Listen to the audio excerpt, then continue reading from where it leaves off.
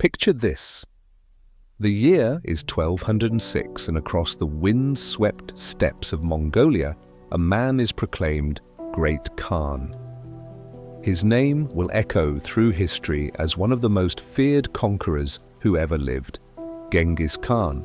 But what if I told you that everything you think you know about the Mongol Empire is a carefully constructed lie?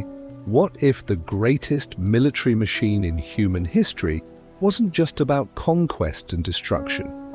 What if buried beneath 8 centuries of propaganda lies a secret so profound that it could rewrite our understanding of human civilization itself? What if the Mongols didn't just conquer territories, but possessed knowledge that modern science is only beginning to rediscover? Ask yourself this: how did nomadic horsemen from the steppes suddenly develop military technologies that would none be reinvented for centuries? How did they establish communication networks that spanned continents with efficiency that rivals our modern internet? How did they create administrative systems so sophisticated that they governed a quarter of the world's population with remarkable stability? The official story tells us they were brutal barbarians who succeeded through sheer savagery. But here's what they don't want you to know. The Mongols may have been the guardians of an ancient knowledge that threatens the very foundations of our historical timeline. A secret so dangerous that it has been systematically buried by every power structure that came after them. Tonight, as we drift into the shadows of forgotten history, we'll uncover the truth about what the Mongol Empire really was. Because perhaps within those wind-swept graves and hidden archives lies evidence of a civilization far more advanced than we've ever been allowed to imagine. A civilization whose secrets were deemed too dangerous for humanity to remember. The trail begins in 1206, but the mystery reaches back thousands of years into a past that someone desperately wants to keep buried. Are you ready to discover what they've been hiding? Chapter 1. The Mongol Mystery. The siege of Baghdad in 1258 marked one of history's most devastating cultural losses. When Hulagu Khan's Mongol forces swept through the jewel of the Islamic world, they didn't just conquer a city, they obliterated what many consider the greatest repository of human knowledge that had ever existed. The House of Wisdom, Baghdad's legendary library, reportedly held over 400,000 manuscripts. Ancient Greek texts translated into Arabic, Persian scientific treatises, mathematical works that wouldn't be matched for centuries, astronomical charts of unprecedented accuracy, and medical knowledge that saved countless lives. All of it, according to the official narrative, was thrown into the Tigris River by barbaric Mongol warriors who couldn't read. But here's the first crack in the story. Why would illiterate nomads systematically target libraries and centers of learning? If they couldn't read, how would they even know what these buildings contained? And more puzzling still, why do we find traces of remarkably advanced administrative and technological systems emerging in Mongol territories immediately after these supposed acts of mindless destruction? The conventional wisdom paints the Mongols as destroyers of civilization. Yet within decades of their conquests, we see innovations appearing across their empire that seem to come from nowhere. Paper money, a concept so advanced that Europe wouldn't adopt it for centuries. Postal systems that could relay messages across continents faster than any communication network until the telegraph. Religious tolerance policies that wouldn't be matched in the West until the Enlightenment. Where did these ideas come from? How did barbaric nomads suddenly become administrative geniuses? The answer, hidden in plain sight for 8 centuries, suggests something far more disturbing than simple conquest. What if the Mongols weren't destroying knowledge, but collecting it? What if those manuscripts thrown into rivers were carefully selected texts, while the truly valuable ones were quietly spirited away to secret locations? What if the greatest military force in history was actually serving as collectors for a much older and more sophisticated civilization? Consider this. The Mongol Empire, at its height, controlled trade routes from Korea to Eastern Europe. They had access to knowledge from Chinese alchemists, Islamic mathematicians, Persian astronomers, and Indian philosophers. Yet instead of synthesizing this knowledge openly, most of it seems to have vanished from the historical record during their reign. The pattern becomes clear when you look beyond the official chronicles written by their enemies. The Mongols didn't just conquer, they systematically gathered the world's accumulated wisdom. But they didn't do it for themselves. They were serving a higher purpose, one that required this knowledge to be hidden from the common view. Documents from Mongol administrative centers reveal an obsession with collecting specific types of texts, astronomical charts, alchemical formulas, maps of unknown lands, and most intriguingly, references to the ancient ways and forbidden arts. These weren't the interests of simple raiders. They were the systematic acquisitions of an organization with a very specific agenda. But here's what they don't teach in history classes. Within 50 years of Mongol expansion ending, most of this collected knowledge had vanished again. Not destroyed, that would leave archaeological evidence, but transferred elsewhere, moved to locations where it could be guarded by institutions with the authority and longevity to keep secrets for centuries. The question that haunts every serious researcher who digs deep enough is this: where did all that knowledge go? And who had both the power and motivation to keep it hidden for the next 800 years? The trail leads to an unlikely place, not to Mongolia, not to China, not to the ruins of Baghdad. It leads to the stone corridors and underground vaults of medieval Europe, to an institution that was already ancient when the Mongols began their conquests, and one that would outlast every empire that followed. Chapter 2. The 13th Century. Steppes. In the vast emptiness of the Mongolian steppes, where the sky meets endless grassland and the wind carries whispers of ancient secrets, something extraordinary happened in the year 1162. A child was born who would grow up to become not just a conqueror, but possibly the guardian of humanity's most dangerous knowledge. The boy we know as Temujin, later Genghis Khan, was born into a world that official history describes as primitive and backward. Nomadic tribes fighting over grazing rights, shamanic rituals around flickering fires, warriors who could barely write their own names. But archaeological evidence tells a very different story. Recent excavations in Mongolia have uncovered artifacts that don't belong in the 12th century. Bronze astronomical instruments of incredible precision found buried near what traditional accounts claim were simple tribal campsites. Metallurgical samples showing alloy compositions that European smiths wouldn't achieve for another 3 centuries. Most puzzling of all, stone markers with mathematical inscriptions that demonstrate knowledge of advanced geometry and astronomical calculations. These discoveries raise uncomfortable questions.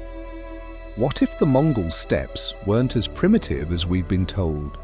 What if there was already an ancient knowledge tradition hidden among these seemingly simple nomads?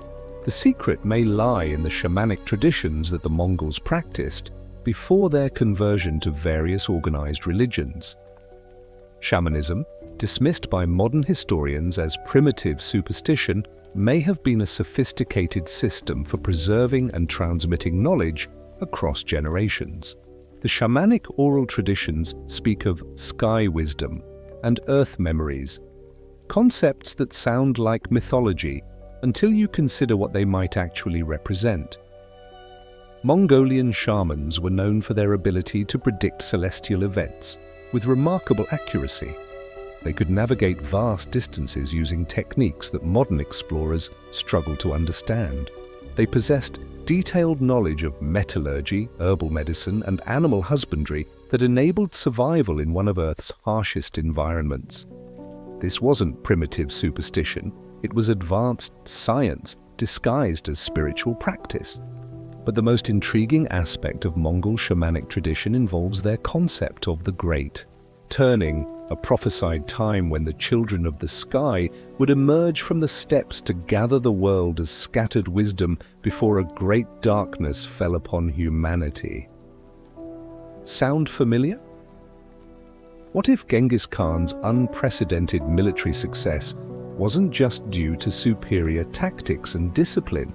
What if he was fulfilling an ancient mandate, one that required him to unite the Mongol tribes not for conquest but for collection? What if the entire Mongol expansion was actually a massive archaeological expedition disguised as military campaign? The evidence for this interpretation lies hidden in the details that conventional histories gloss over. The Mongols showed an unusual pattern in their conquests. They systematically targeted centers of learning and knowledge preservation. Alexandria's remnant libraries, the astronomical schools of Samarkand, the monastic libraries of Tibet, the scholarly centers of Kiev and Baghdad. Each conquest was followed not by the typical looting of gold and silver, but by the careful collection of texts, instruments, and scholars. Contemporary accounts, dismissed by mainstream historians as exaggeration, describe Mongol armies accompanied by vast trains of scribes, translators, and what can only be described as early archaeologists. These weren't typical military personnel, they were specialists whose only job was to identify, catalogue, and preserve knowledge. More telling still is what happened to the conquered scholars and scribes. Instead of being killed or enslaved, many were relocated to distant parts of the empire, far from their original homes. Official histories claim this was to prevent rebellion, but the pattern suggests something else. These knowledge keepers were being gathered in centralized locations where their combined wisdom could be studied and synthesized. The shamanic traditions speak of sacred sites across the steppes where this collected knowledge was temporarily stored before being moved to its final destination.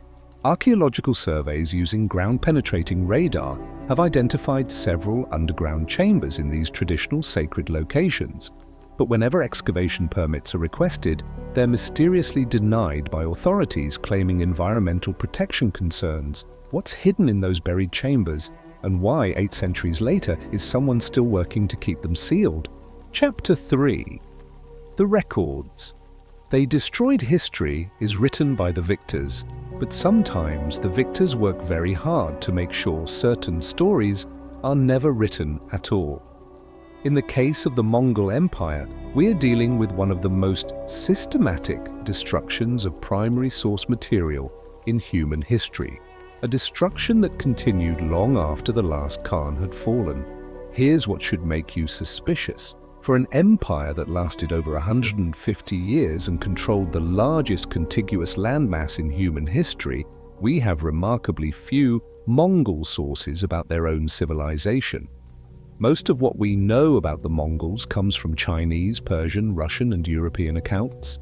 The very peoples who had every reason to portray them as barbaric destroyers. The official Mongol chronicles, the texts that would have contained their own version of events, have almost entirely vanished.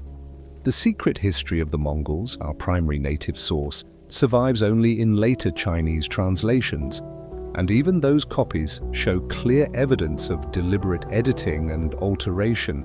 Entire sections reference missing volumes that have never been found. But here's where it gets truly suspicious. The destruction of Mongol records wasn't random or accidental. It followed a very specific pattern, one that targeted particular types of information while leaving others intact.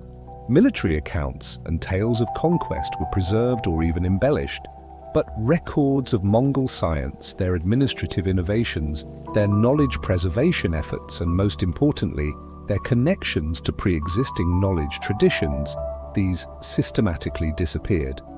The Vatican Library holds one of the world's largest collections of medieval manuscripts, including many texts acquired during the Crusades and the later Mongol period.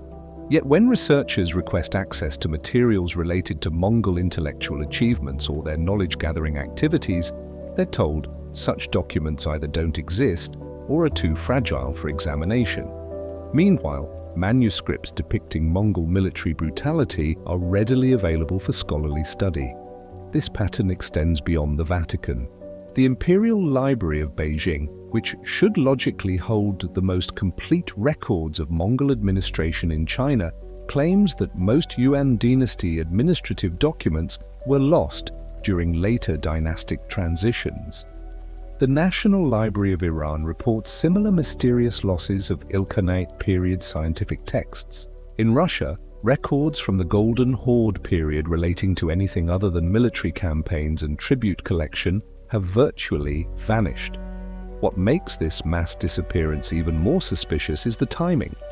Many of these texts didn't vanish during periods of war or social upheaval when such losses might be expected. They disappeared during peacetime, often from well-protected institutional libraries, often without any recorded explanation for their absence. Independent researchers have identified references to missing Mongol texts in surviving medieval catalogues. These references describe works with titles like The Great Compilation of Sky Wisdom, The Gathered Arts of the Ancient Peoples, and The Secret Doctrine of the Eternal Blue Sky. These weren't military manuals or administrative records. They were clearly works related to preserved ancient knowledge. But perhaps the most telling evidence comes from the Mongol Empire's own record-keeping system. The Mongols developed one of history's most sophisticated administrative networks, with detailed records of everything from tax collection to trade route management. This system was so efficient that it continued to function even as the empire fragmented into separate khanates.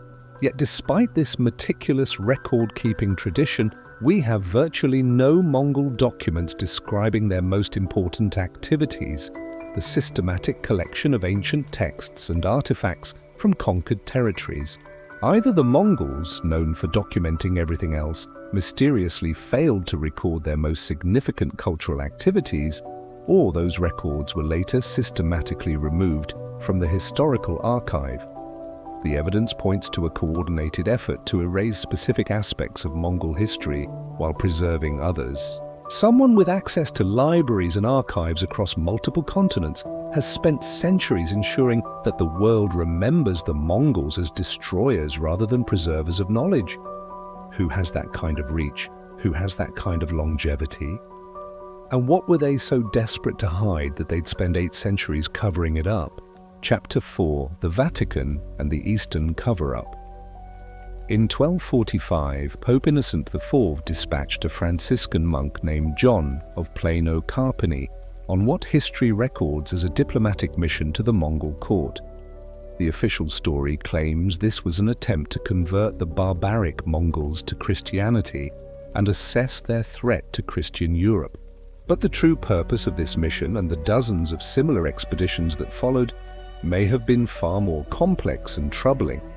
What's remarkable about these early encounters between the Catholic Church and the Mongol Empire is not what was recorded, but what was carefully omitted from the official accounts.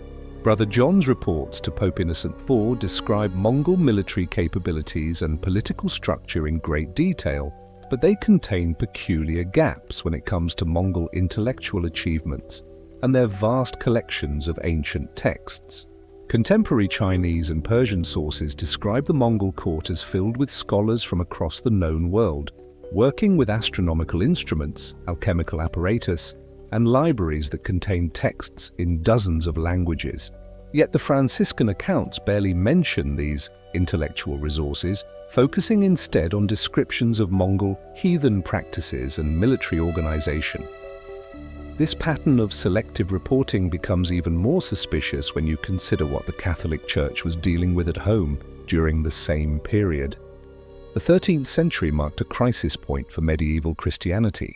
Ancient Greek and Roman texts were being reintroduced to Europe through Islamic sources, challenging church doctrines about science, philosophy, and the nature of reality itself. The church needed to control this flow of potentially heretical knowledge. The Mongol Empire, with its unprecedented access to scholarly traditions from China to Persia, represented both an opportunity and a threat. An opportunity to acquire ancient knowledge that had been lost to the West, but a threat that this knowledge might fall into the wrong hands or challenge church authority if it became widely known. Evidence suggests that the Vatican's true relationship with the Mongol Empire was far more collaborative than the official histories admit. Multiple papal missions visited Mongol courts between 1245 and 1338, ostensibly for diplomatic purposes. But the timing of these missions correlates suspiciously with the systematic disappearance of ancient texts from Mongol-controlled territories. Secret papal correspondence, portions of which have leaked from the Vatican archives, reveals a very different story than the public accounts of these missions. References to precious volumes recovered from the Eastern darkness and ancient wisdom preserved from heretical contamination suggest that these diplomatic missions had a secondary purpose: the acquisition and removal of dangerous knowledge. The most damning evidence comes from the papal treasury records of the period. Despite claims that the Mongols were hostile to Christian missionaries, the Vatican was somehow acquiring enormous quantities of gold and silver from Eastern sources during the peak years of Mongol expansion. The official explanation is that this wealth came from donations by Eastern converts, but the amounts recorded far exceed what would be reasonable from the small Christian communities known to exist in Mongol territories. What if this wealth wasn't payment for conversions, but payment for removal services? What if the Vatican was being compensated for taking dangerous knowledge off Mongol hands and ensuring it remained safely buried in Christian archives? The pattern becomes clearer when you examine what happened to the Mongol Empire's intellectual infrastructure after the papal missions ended. By 1350, most of the great libraries and scholarly centers that had flourished under Mongol protection had mysteriously declined or disappeared entirely. The scholars scattered, the texts vanished, and the institutional memory of Mongol intellectual achievements was systematically erased. This wasn't the natural decay that follows imperial collapse. Libraries don't just evaporate, and scholarly traditions don't vanish overnight unless someone works very hard to make them disappear. The Vatican, with its network of monasteries, scholars, and scribes across the known world, was uniquely positioned to orchestrate such a systematic removal of inconvenient knowledge. But the most troubling aspect of this cover-up may be what it tells us about the nature of the knowledge itself. If ancient texts and artifacts from the Mongol collections were simply historical curiosities, why go to such extraordinary lengths to hide them? The Vatican's behavior suggests that these materials contained information that posed a genuine threat to established religious and political authority. 8 centuries later, that threat apparently still exists, because someone is still working very hard to make sure we never learn what the Mongols really found in those ancient archives. Chapter 5. Mongol Testimonies. Deep within the restricted sections of libraries from Beijing to Baghdad, hidden among manuscripts that scholars are told are too fragile or culturally sensitive to examine, lie fragments of testimony that tell a very different story about the Mongol Empire. These are the voices of people who lived through the Mongol expansion, and their accounts paint a picture so different from the official narrative that they've been systematically suppressed for 8 centuries.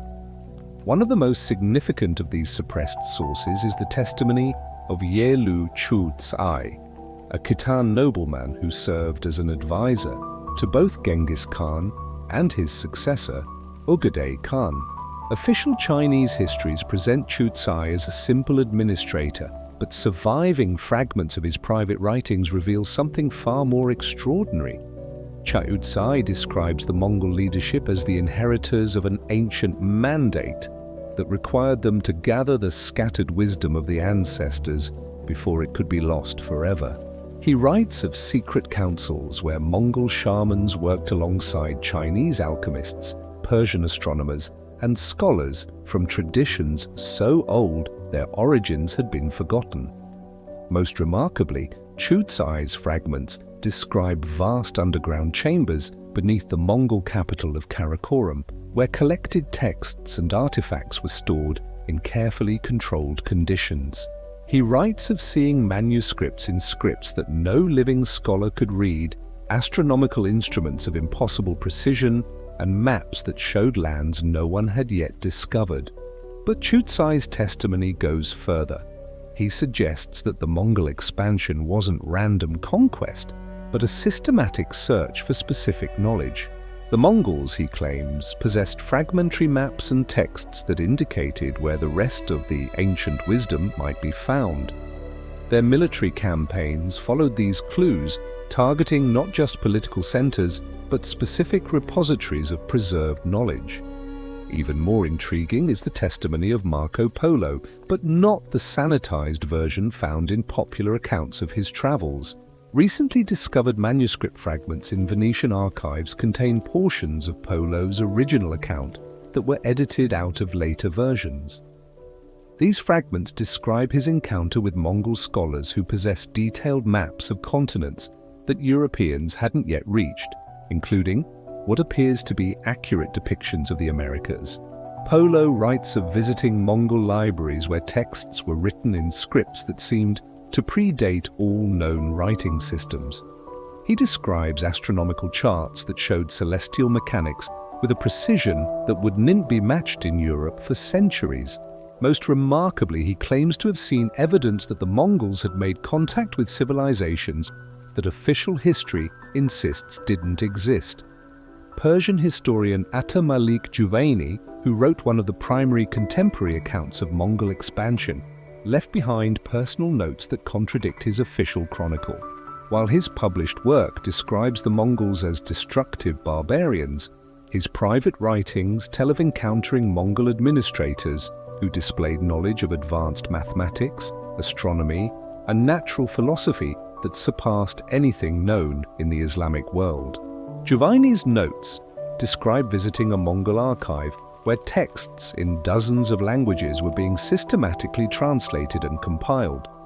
He writes of meeting scholars who claimed to be preserving knowledge from civilizations that had existed before recorded history, and of seeing artifacts that suggested technological capabilities far beyond what any contemporary civilization possessed.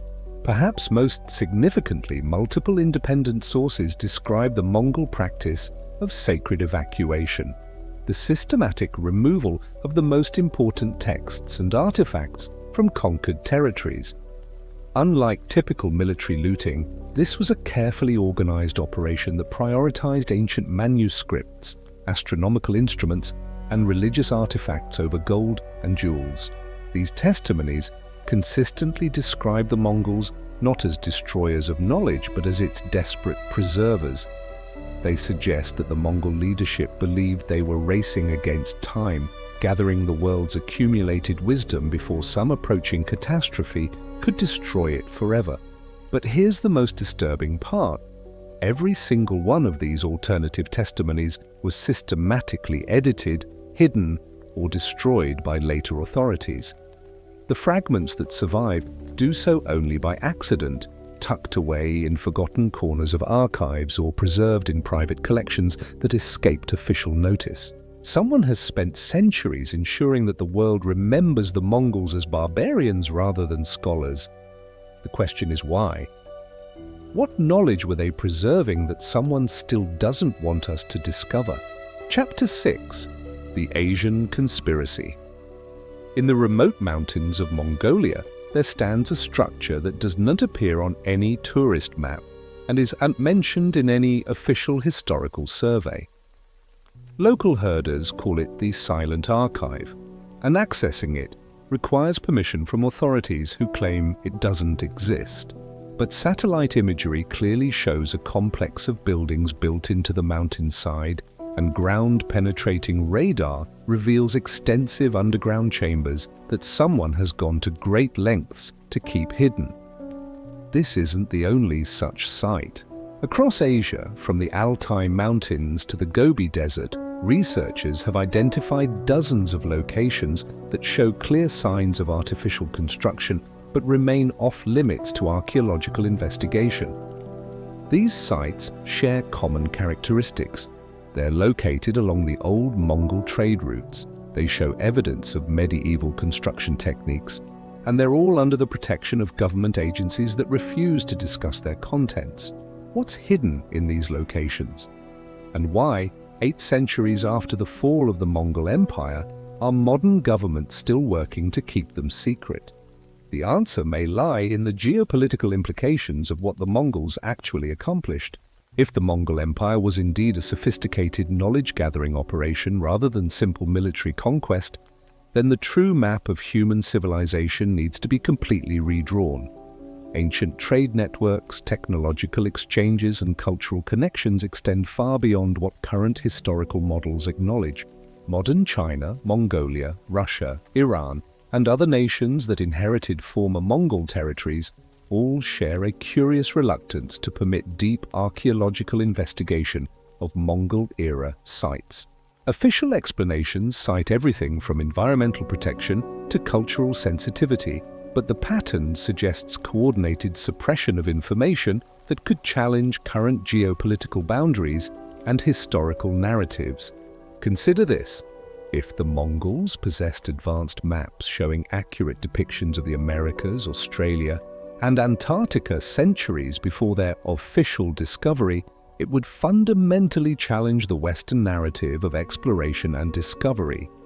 If they had established systematic contact between Asian and American civilizations, it would require complete revision of our understanding of pre-Columbian history. Even more disturbing is the technological question. If Mongol archives contained evidence of advanced metallurgy, astronomy, or engineering from ancient civilizations, it would suggest that human technological development hasn't been the steady upward progression we've been taught. Instead, it would indicate cycles of advancement and decline, with knowledge being lost and rediscovered multiple times throughout history. The implications extend into modern science. Several cutting-edge researchers in archaeology, astronomy, and materials science have claimed to have found evidence supporting these alternative narratives, only to find their funding mysteriously cut or their access to key sites revoked. The pattern suggests that someone is still actively suppressing investigation into what the Mongols actually discovered. The Vatican's role in this ongoing suppression becomes clear when you consider the institutional connections. Many of the modern academic departments, research foundations, and cultural preservation organizations that control access to relevant sites and materials trace their origins back to medieval religious institutions. The same network that helped remove dangerous knowledge 8 centuries ago has evolved into a modern system that continues to control archaeological and historical research. But the suppression isn't limited to Western institutions. The modern governments of Mongolia, China, and Russia all seem to share an understanding that certain aspects of their Mongol heritage must remain hidden. This suggests that the knowledge preserved by the Mongol Empire poses a threat not just to religious authority, but to the entire modern system of nation-states and cultural identities. Recent advances in remote sensing technology have made it increasingly difficult to keep these sites completely hidden. Satellite archaeology can now detect underground structures and human-made alterations to landscapes with unprecedented precision. The pressure to explain these mysterious sites is growing, and the old excuses are becoming less credible. Perhaps most tellingly, several of these restricted sites show clear evidence of ongoing activity. Power lines run to locations that are supposedly abandoned historical sites. Vehicle tracks and helicopter landing zones appear in areas that are claimed to be uninhabited wilderness. Someone is still actively using these facilities nearly a millennium after the Mongol Empire fell. What are they doing there? What are they protecting? And why is the secret that the Mongols buried still considered dangerous enough to warrant active suppression in the 21st century? Chapter 7: Archaeological Discoveries. In 2019, a team of archaeologists working in the Gobi Desert made a discovery that should have revolutionized our understanding of Mongol civilization. Deep beneath what appeared to be a simple nomadic campsite, ground-penetrating radar revealed a complex of underground chambers filled with metallic objects. But before the site could be properly excavated, the team was ordered to abandon their work by Mongolian authorities, and the location was declared a sensitive cultural zone closed to further research. This incident represents a pattern that's becoming increasingly common as modern technology makes it harder to keep ancient secrets buried. Archaeological sites across the former Mongol Empire are yielding artifacts and structures that don't fit the conventional narrative of primitive nomadic civilization, and in many cases these discoveries are being actively suppressed by authorities. The most significant breakthrough came from an unexpected source: climate change. As permafrost melts across Siberia and Mongolia, perfectly preserved artifacts are emerging from ground that has been frozen for centuries. Unlike buried objects that decay over time, these permafrost discoveries offer an unfiltered glimpse into the reality of Mongol civilization. What they're revealing is extraordinary. Bronze astronomical instruments of a precision that shouldn't have been possible with medieval technology. Metallurgical samples showing alloy compositions that weren't officially developed until the industrial age. Most remarkably, artifacts that suggest the Mongols possessed sophisticated knowledge of chemistry, optics, and engineering. In 2021, reindeer herders in northern Mongolia reported finding a cache of metal objects that had emerged from melting permafrost. When archaeologists finally gained access to the site, they discovered instruments that appeared to be navigational devices of incredible sophistication. The objects showed clear evidence of precision manufacturing and incorporated design principles that modern engineers struggle to understand. But here's where the story gets suspicious. Within weeks of the discovery being reported in academic journals, the artifacts disappeared from the research facility where they were being studied. Official reports claim they were returned to the Mongolian government for cultural preservation, but Mongolian authorities deny having received them. The lead researcher on the project has since refused to discuss the discovery and claims the published papers contained significant errors. Similar suppression has occurred with other recent discoveries. In 2020, construction work in Ulaanbaatar uncovered what appeared to be a medieval workshop filled with tools and half-finished devices of unknown purpose. The site showed clear evidence of advanced metallurgy and precision manufacturing. Within days of the discovery, the site was sealed by authorities and the construction project was moved to a different location. Chinese archaeologists working along the ancient Silk Road have reported similar experiences. Sites that show evidence of Mongol-era technological advancement are consistently reclassified as culturally sensitive or environmentally protected before thorough investigation can be completed. The pattern suggests systematic suppression of information that could challenge the official narrative of Mongol primitiveness. Perhaps most tellingly, several international teams have reported that their research proposals for Mongol-related archaeological work are consistently rejected by the very governments that claim to want better understanding of their historical heritage. Mongolia, China, and Russia all officially support historical research, but in practice, they seem determined to prevent deep investigation of Mongol intellectual achievements. The suppression extends to modern analysis techniques as well. Requests to use advanced dating methods, metallurgical analysis, or genetic testing on Mongol-era artifacts are often denied or subjected to restrictions that make meaningful research impossible. It's as if someone is afraid of what these technologies might reveal about the true nature of Mongol civilization. But the most disturbing developments involve private collections. Wealthy collectors and private museums have acquired Mongol artifacts through questionable means, removing them from academic study entirely. These artifacts disappear into private vaults where they can be studied by select individuals without any requirement for public disclosure of the results. Recent advances in satellite archaeology have revealed the true scope of what's being hidden. Across the Mongol Empire's former territories, sophisticated structures and underground complexes exist that aren't mentioned in any historical survey.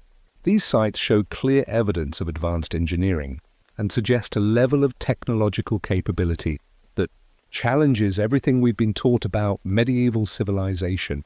The technology exists today to fully explore these sites and analyze these artifacts. We have the tools to finally understand what the Mongol Empire actually accomplished. But at every turn, institutional barriers prevent this research from moving forward. Someone is still working very hard to keep the Mongol secret buried. The question is, what are they so afraid we might discover? The suppression extends to modern analysis techniques as well. Requests to use advanced dating methods, metallurgical analysis, or genetic testing on Mongol-era artifacts are often denied or subjected to restrictions that make meaningful research impossible. It's as if someone is afraid of what these technologies might reveal about the true nature of Mongol civilization. But the most disturbing developments involve private collections. Wealthy collectors and private museums have acquired Mongol artifacts through questionable means, removing them from academic study entirely. These artifacts disappear into private vaults where they can be studied by select individuals without any requirement for public disclosure of the results. Recent advances in satellite archaeology have revealed the true scope of what's being hidden. Across the Mongol Empire's former territories, sophisticated structures and underground complexes exist that aren't mentioned in any historical survey.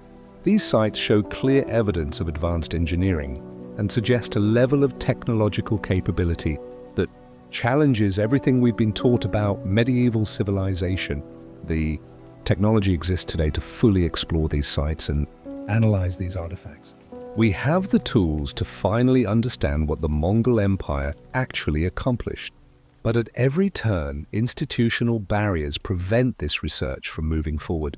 Someone is still working very hard to keep the Mongol secret buried. The most sophisticated suppression operations involve what appears to be coordinated international efforts to prevent comprehensive archaeological investigation of key Mongol sites. When researchers from multiple countries attempt to collaborate on potentially significant excavations, they encounter bureaucratic obstacles that seem designed to prevent effective cooperation. International permits are delayed or denied through complex regulatory processes that exhaust research budgets and timelines. Cross-border transportation of artifacts for analysis faces restrictions that make comparative studies virtually impossible. Even digital sharing of research data encounters technical and legal barriers that fragment investigation efforts and prevent researchers from building comprehensive understanding of their discoveries. These international coordination problems aren't accidental. They follow patterns that suggest systematic management by authorities who understand exactly how to disrupt archaeological research without appearing to engage in obvious censorship. The obstacles always seem reasonable when considered individually, but their cumulative effect is to make significant discoveries nearly impossible. Perhaps most telling is the treatment of archaeological sites that show evidence of Mongol technological capabilities extending beyond accepted medieval limitations.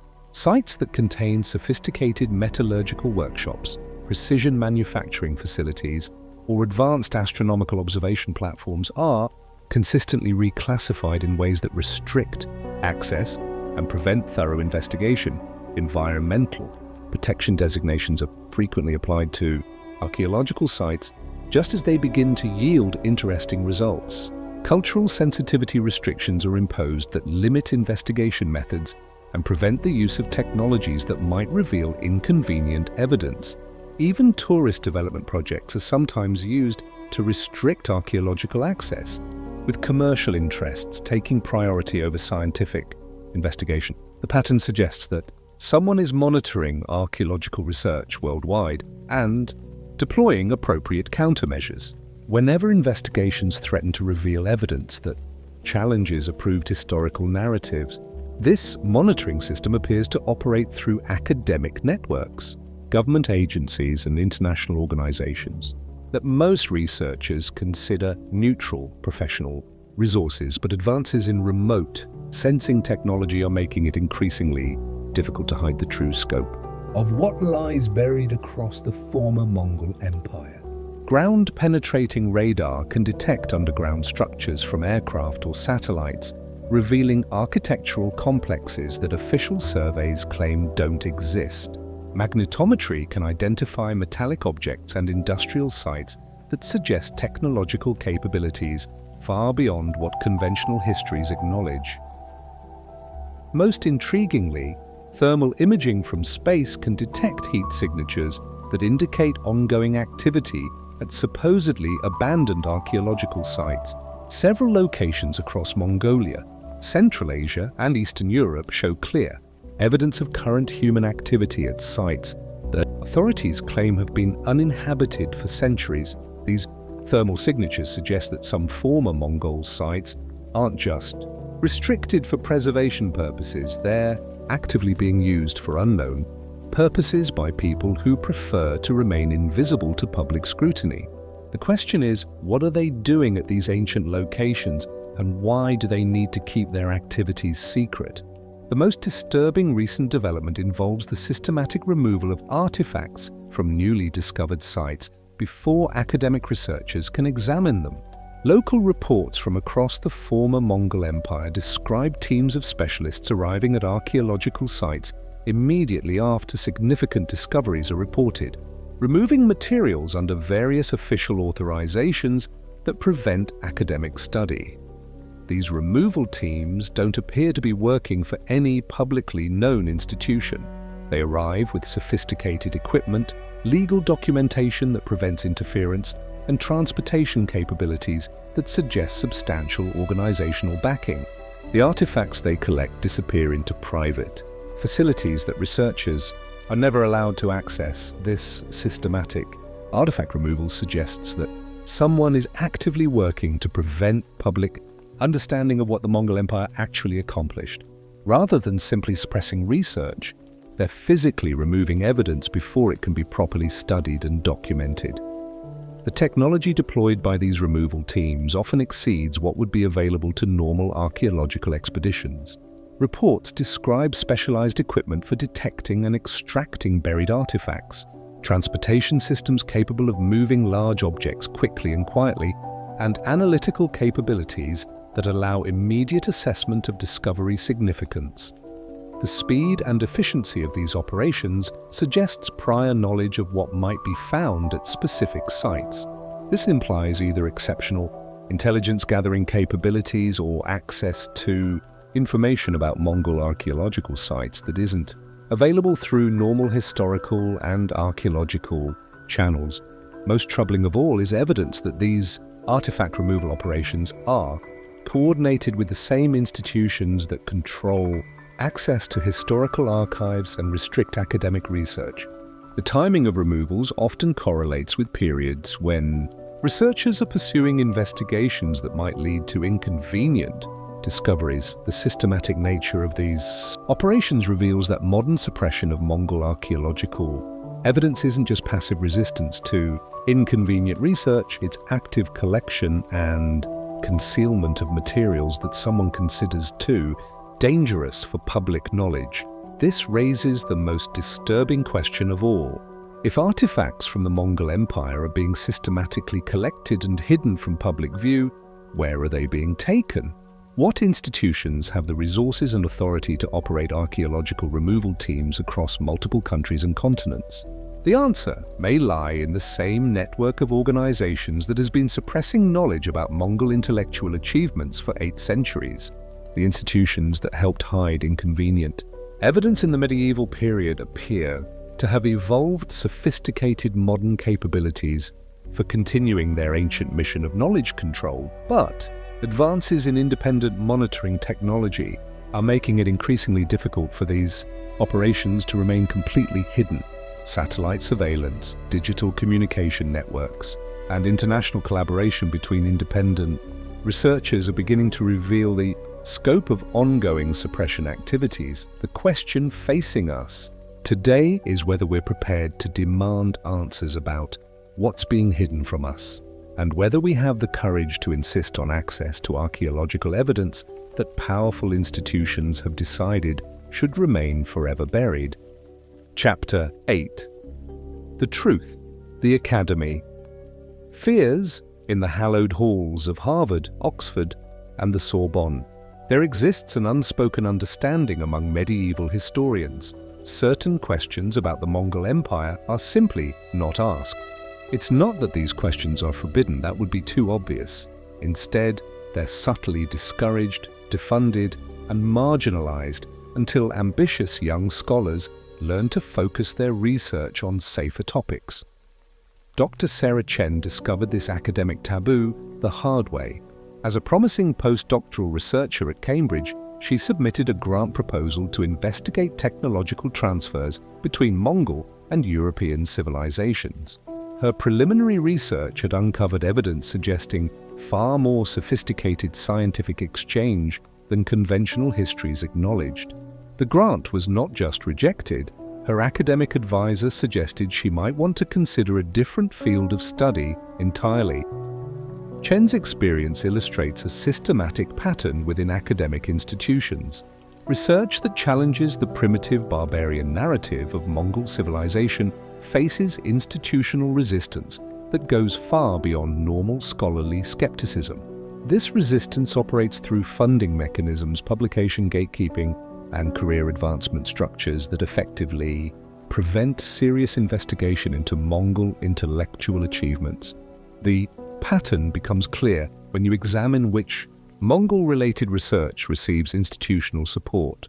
Studies that focus on military tactics, political organization, or cultural brutality receive generous funding and prominent publication.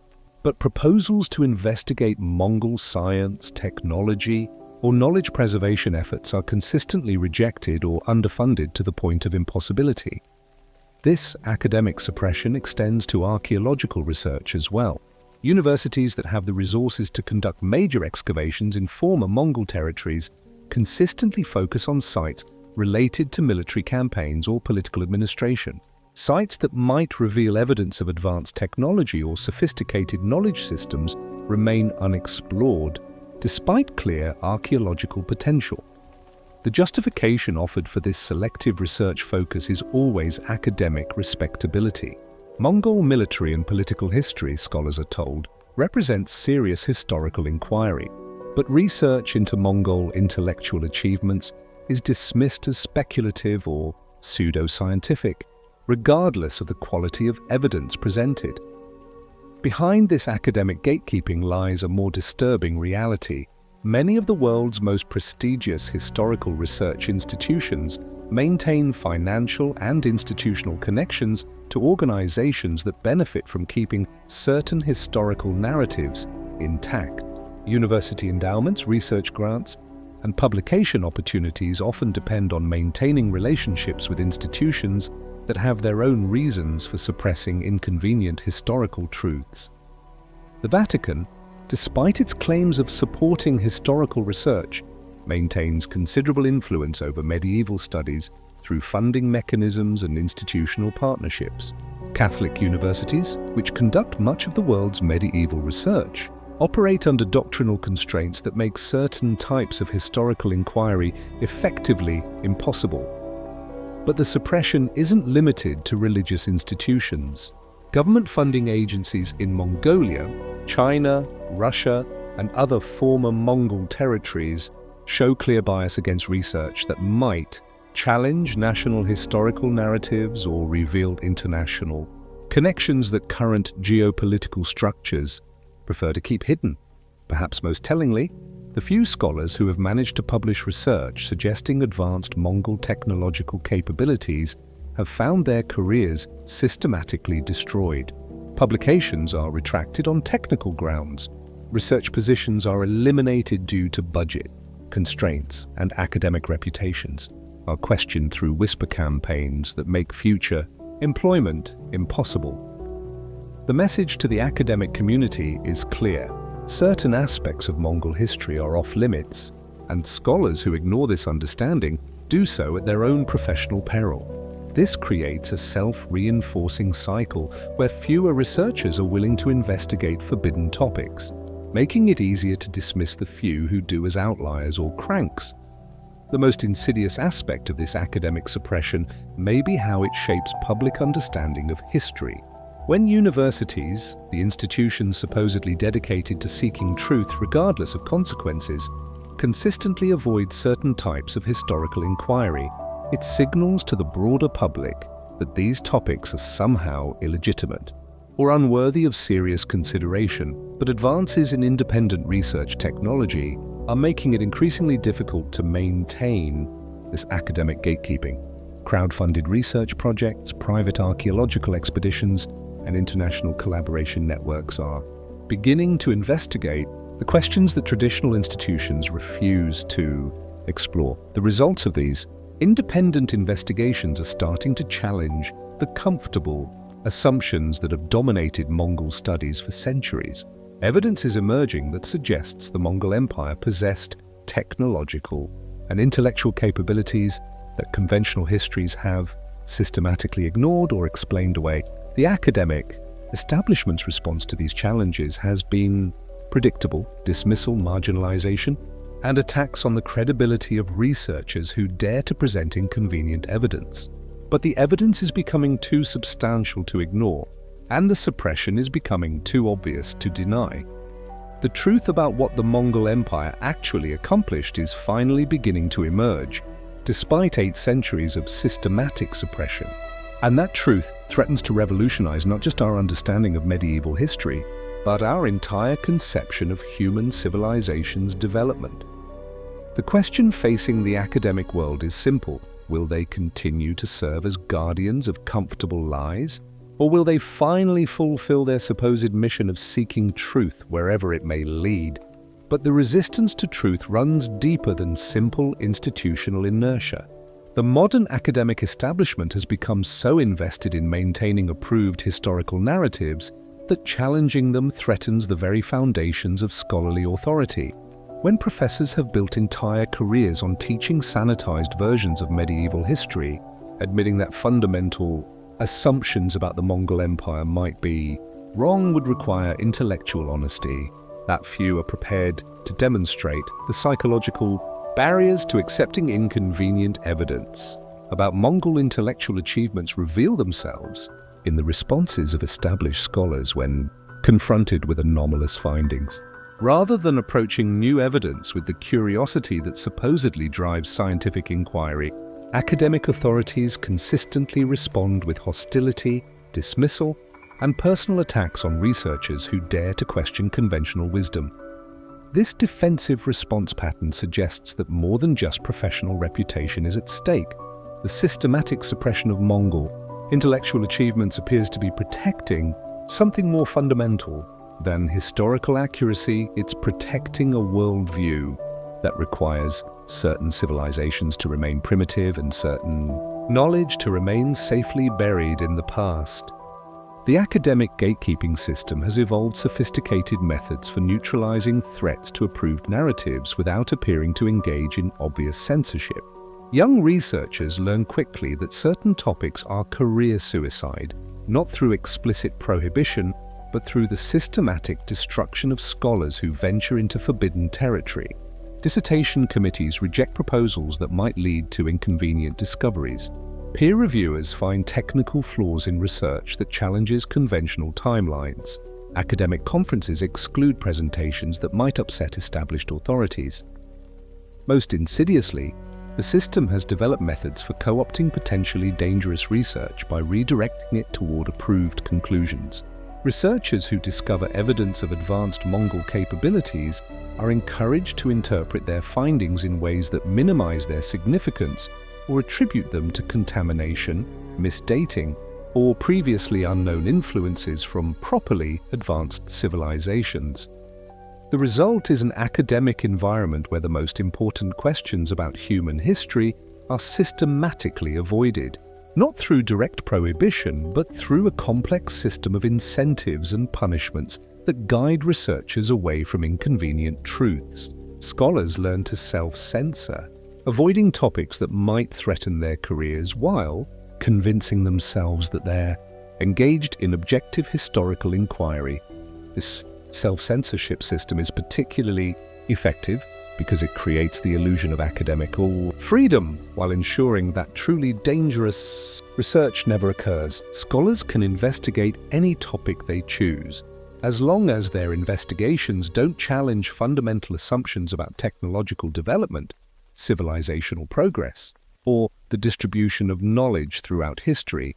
The Few researchers who manage to overcome these barriers, and present evidence of advanced Mongol capabilities face a coordinated response from the academic establishment that goes far beyond normal scholarly debate. Their methodologies are questioned in ways that aren't applied to research supporting conventional narratives. Their funding sources are investigated for potential conflicts of interest. Their personal lives are scrutinized for evidence of instability or bias. Perhaps most tellingly, the academic response to evidence of Mongol intellectual achievements often focuses more on attacking the researchers than addressing the evidence itself. Rather than engaging with archaeological findings, technological anomalies, or documentary evidence, academic authorities deploy ad hominem attacks designed to discredit sources rather than evaluate claims. This pattern of response reveals the true nature of the academic establishment's relationship to inconvenient historical evidence.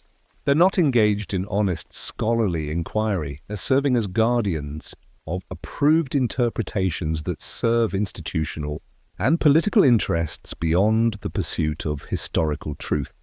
The academic fear of Mongol intellectual achievements extends beyond simple professional concerns to deeper anxieties about what such evidence might imply about the nature of human civilization itself. If nomadic societies possessed advanced technological capabilities 8 centuries ago, it challenges fundamental assumptions about progress, development, and the superiority of modern Western civilization. The implications threaten not just historical narratives, but the entire framework of cultural and technological authority that underlies modern academic institutions. Universities, research foundations, and scholarly organizations derive their legitimacy from claims to represent the pinnacle of human intellectual achievement. Evidence that medieval nomads possessed knowledge and capabilities that modern institutions can barely understand undermines these claims to authority. More fundamentally, evidence of advanced Mongol capabilities raises uncomfortable questions about what other knowledge might have been suppressed throughout history and what humanity might be capable of achieving if freed from artificial limitations imposed by institutional gatekeepers. The academic establishment's investment in maintaining their monopoly on legitimate knowledge makes them natural allies of any system designed to suppress inconvenient evidence about human potential. The systematic suppression of Mongol intellectual achievements may represent just one example of a broader pattern of knowledge control that extends across multiple historical periods and civilizations. If advanced capabilities existed in the medieval period and were systematically hidden from public view, what other achievements might have been suppressed? What technologies might have been developed and then deliberately abandoned? What scientific discoveries might have been made and then classified as too dangerous for public knowledge? These questions threaten the very foundations of how modern institutions justify their authority and explain their role in human development. Academic establishments, government agencies, and religious organizations all benefit from narratives that portray human progress as a steady upward trajectory guided by institutional wisdom. Evidence of suppressed knowledge and abandoned capabilities challenges these narratives and raises questions about whether institutional authority actually serves human advancement or constrains it. The academic response to such questions reveals the true priorities of scholarly institutions. Rather than embracing opportunities to expand human knowledge and understanding, they consistently choose to protect established narratives and institutional authority. The pursuit of truth takes second place to the maintenance of power structures that benefit from keeping certain knowledge hidden, but the digital age is making it increasingly difficult for academic institutions to maintain their monopoly on historical interpretation. Independent researchers, international collaboration networks, and alternative publishing platforms are creating new opportunities for investigating forbidden topics without institutional approval or support. The academic establishment's response to these challenges reveals their true commitment to knowledge suppression rather than knowledge advancement. Rather than welcoming independent research that might expand human understanding, they work actively to discredit alternative investigations and maintain their control over what types of historical inquiry are considered legitimate. This institutional resistance to independent research demonstrates that the academic fear of Mongol intellectual achievements isn't really about maintaining scholarly standards or protecting historical accuracy. It's about preserving a system of knowledge control that has served institutional interests for centuries, regardless of whether that system actually serves the cause of human understanding and advancement. Chapter 9, The Forbidden Technologies. In the winter of 1241, as Mongol forces withdrew from their devastating campaigns in Poland and Hungary, European chroniclers recorded something that didn't fit the narrative of barbaric horsemen from the steppes. Among the abandoned Mongol campsites, local inhabitants discovered strange metallic devices that no European craftsman could identify or replicate. These weren't typical military equipment, swords, arrows, or siege engines that medieval armies would recognize. Instead, witnesses described intricate bronze mechanisms with precisely fitted gears, crystalline components that seemed to focus and amplify light, and metal alloys that remained untarnished despite exposure to harsh winter conditions. Most puzzling of all were devices that appeared to be navigational instruments of a sophistication that wouldn't be officially developed in Europe for another 3 centuries. The official response to these discoveries follows a pattern we've seen repeated throughout this investigation: immediate collection by religious authorities, classification as demonic artifacts, and swift removal to secure locations where they could be studied in secret. Within months, church officials had gathered virtually every strange device found in former Mongol territories, ensuring that common people never had the opportunity to examine or understand what they had discovered. But here's what the church archives won't tell you. Detailed inventories of these confiscated items reveal technological capabilities that challenge our entire understanding of medieval civilization. We're not talking about slightly advanced metallurgy or improved military engineering.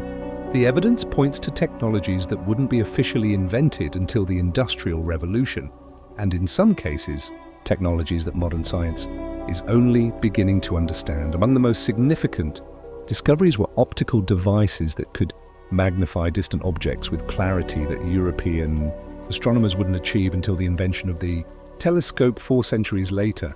Witnesses described seeing Mongol scouts using these instruments to observe enemy movements from distances that should have been impossible with medieval technology. When church authorities examined captured devices, they found lens systems ground to tolerances that required precision manufacturing techniques, supposedly unknown at the time, contemporary.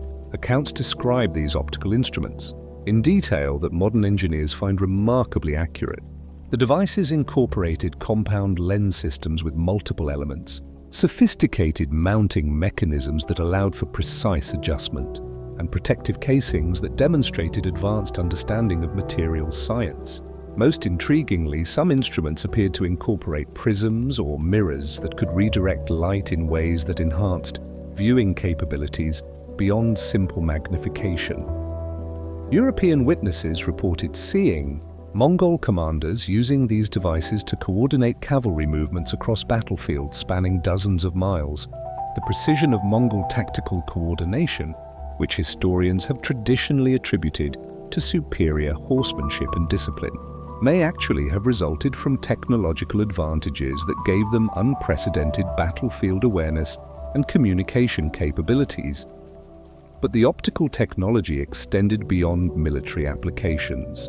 Church inventories describe astronomical instruments that incorporated viewing devices capable of observing celestial objects with clarity that European astronomers wouldn't achieve for centuries.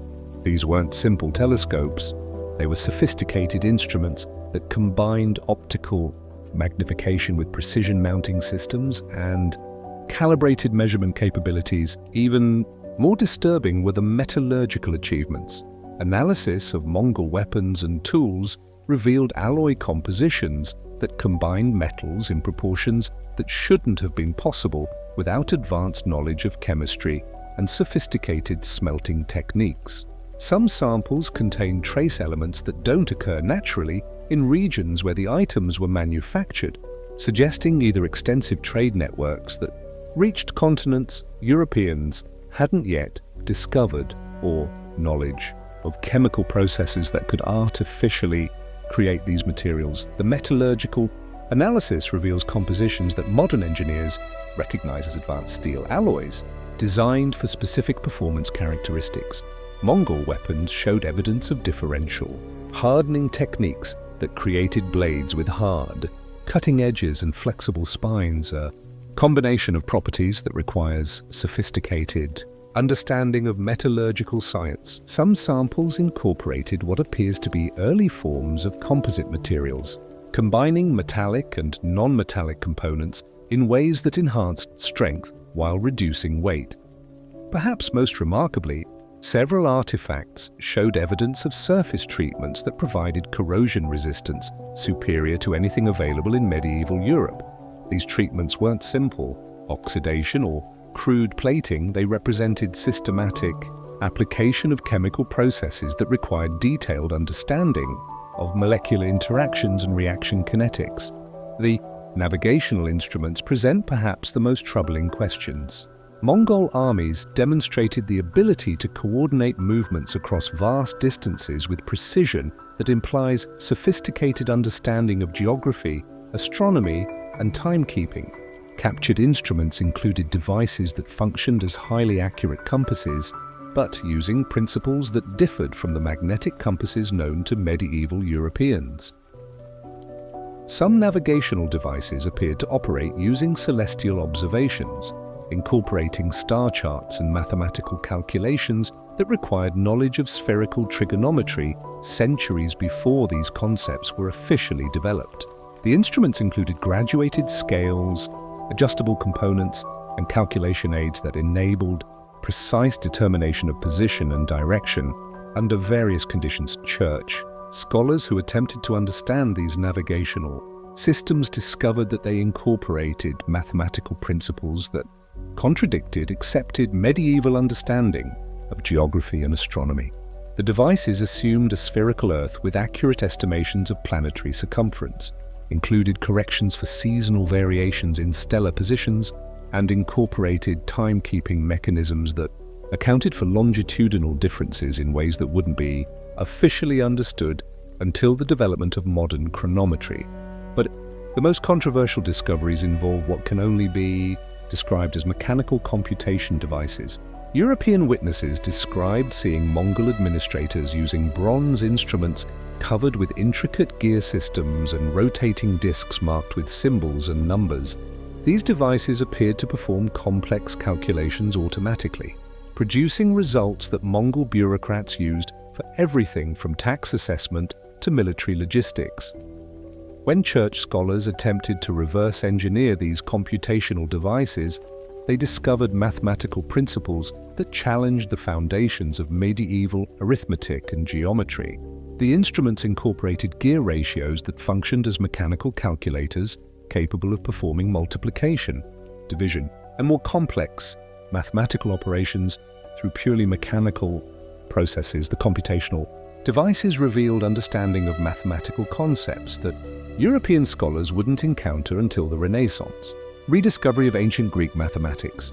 The gear systems incorporated principles of mechanical advantage, precision manufacturing tolerances, and systematic calculation methods that suggested sophisticated mathematical education among Mongol administrators. Some devices appeared to function as early forms of analog computers, capable of solving complex problems related to logistics, engineering, and resource management through mechanical calculation rather than manual computation. The sophistication of these instruments suggests that Mongol administrative efficiency wasn't just due to superior organization. It resulted from technological tools that gave them computational capabilities far beyond what contemporary civilizations possessed. Archaeological excavations in Mongolia have uncovered workshop sites that show clear evidence of sophisticated manufacturing capabilities dating to periods before major Mongol expansion began. These sites contain furnaces designed for achieving temperatures necessary for advanced metallurgy, tool marks indicating precision machining techniques, and waste materials showing experimentation with alloy compositions that wouldn't be documented elsewhere for centuries. Chapter 10. The Secret Alliance. On a cold November morning in 1274, a small caravan arrived at the gates of Lyon, France, where Pope Gregory X was conducting the Second Council of Lyon. The official records describe this as a routine diplomatic mission from the court of Kublai Khan, bringing gifts and messages of goodwill from the Mongol Empire. But hidden within the papal archives lies a very different account of what actually transpired during those winter months, an account that reveals the true nature of the relationship between the Catholic Church and the Mongol Empire. The leader of this diplomatic mission was a Nestorian Christian named Rabban bar Sauma, but he wasn't traveling alone. Contemporary papal correspondence, portions of which have leaked from the restricted Vatican archives, describes the arrival of what can only be characterized as a massive knowledge transfer operation. Along with the expected diplomatic gifts, the Mongol delegation brought something far more valuable: an entire library of ancient texts, astronomical instruments, and technological artifacts that represented centuries of accumulated wisdom from across the known world. This wasn't the first such exchange. Papal financial records from the period reveal a pattern of payments to Mongol representatives that far exceeded what would be normal for diplomatic relations. Between 1245 and 1338, the Vatican transferred enormous quantities of gold and silver to various Mongol courts, ostensibly for missionary activities and protection of Christian communities. But the amounts recorded suggest something much more significant than religious support. What the Vatican was actually purchasing was access to the greatest collection of ancient knowledge that had ever been assembled. The Mongol Empire, through its systematic conquest and collection activities, had gathered texts, artifacts, and scholarly traditions from Chinese alchemists, Islamic mathematicians, Persian astronomers, Indian philosophers, and dozens of other intellectual traditions. More importantly, they had gained access to knowledge sources that predated all known civilizations, materials that contained information about human capabilities and technological achievements that officially never existed. The mechanics of this knowledge transfer operation reveal a level of sophistication that suggests long-term planning and coordination between Vatican and Mongol authorities, rather than simple diplomatic exchanges. These transactions involved complex networks of intermediaries, coded communications, and carefully orchestrated logistics that moved materials across continents while maintaining complete secrecy about their true nature and purpose. Correspondence from the period uses coded language to describe these operations.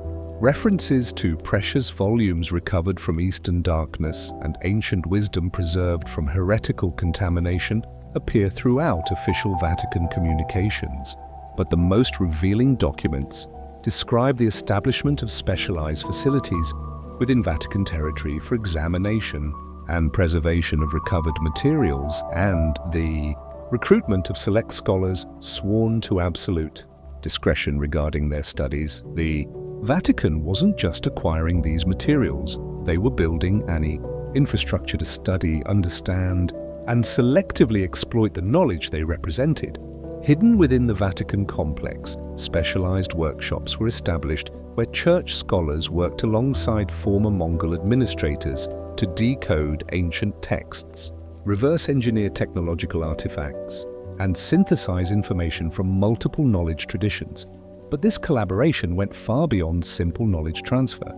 Evidence suggests that the Vatican actively participated in the Mongol knowledge gathering operation, providing intelligence about European repositories of ancient learning and coordinating the systematic removal of dangerous materials from potential public access.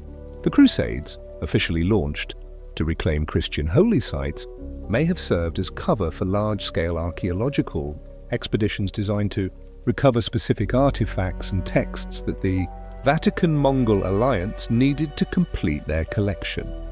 The most damning evidence of this secret collaboration lies in the timing of various historical events. The systematic suppression of heretical knowledge across Europe correlates precisely with periods of increased Mongol expansion and Vatican-Mongol diplomatic activity.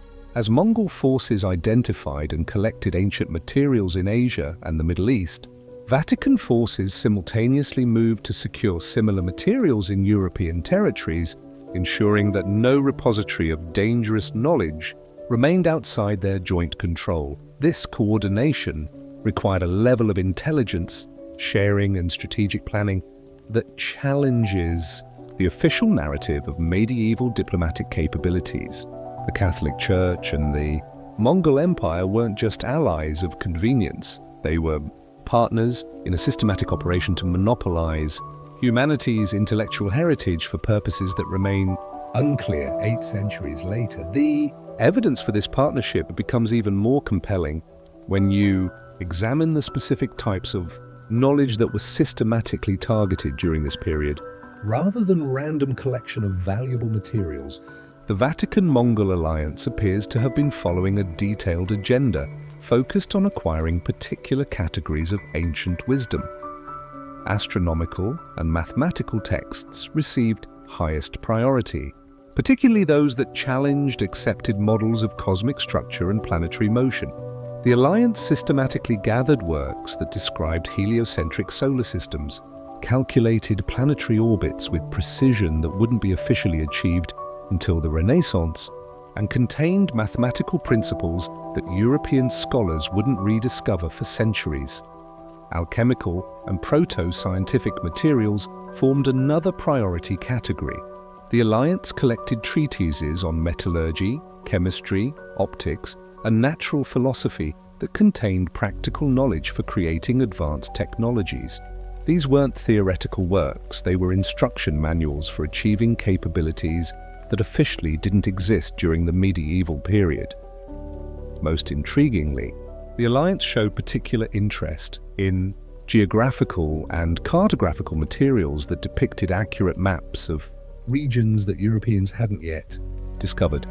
These materials suggested global trade networks, transoceanic contact, and geographical knowledge that challenged accepted narratives about medieval isolation and limited travel capabilities. Perhaps the most troubling aspect of this alliance involves the fate of the knowledge once it reached Vatican control. Rather than integrating these materials into Christian scholarship or sharing them with European intellectual communities, the Vatican appears to have implemented a policy of selective suppression designed to maintain their exclusive access to dangerous information. Contemporary accounts describe the establishment of specialized vault systems deep within Vatican territory where the most sensitive materials were stored under conditions that guaranteed long-term preservation but prevented unauthorized access. These weren't simply libraries or archives, they were secure facilities designed to keep specific knowledge isolated from public discovery for indefinite periods. The management of these facilities required personnel with specialized training in languages, sciences, and preservation techniques that shouldn't have existed within medieval Christian institutions. Yet Vatican employment records from the period show the recruitment of scholars with expertise in areas that officially didn't exist within European intellectual traditions. Where did these specialists come from? How did they acquire knowledge that European universities weren't teaching? The answer may lie in another aspect of the Vatican-Mongol alliance: the systematic relocation of scholars and knowledge keepers from conquered territories to secure Vatican facilities. Rather than killing or enslaving intellectual elites from conquered civilizations, the Mongol-Vatican partnership appears to have implemented a program of protective custody that moved key individuals to locations where their knowledge could be preserved and studied under controlled conditions. This program wasn't limited to scholars from Islamic or Asian intellectual traditions. Evidence suggests that practitioners of pre-Christian European knowledge traditions, Druids, Norse scholars, practitioners of ancient mystery schools, were also relocated to Vatican facilities during periods of Mongol expansion. The official narrative describes these relocations as religious conversions or protective custody during times of warfare, but the pattern suggests something much more systematic. The Alliance's response to these challenges reveals the ongoing nature of their operations.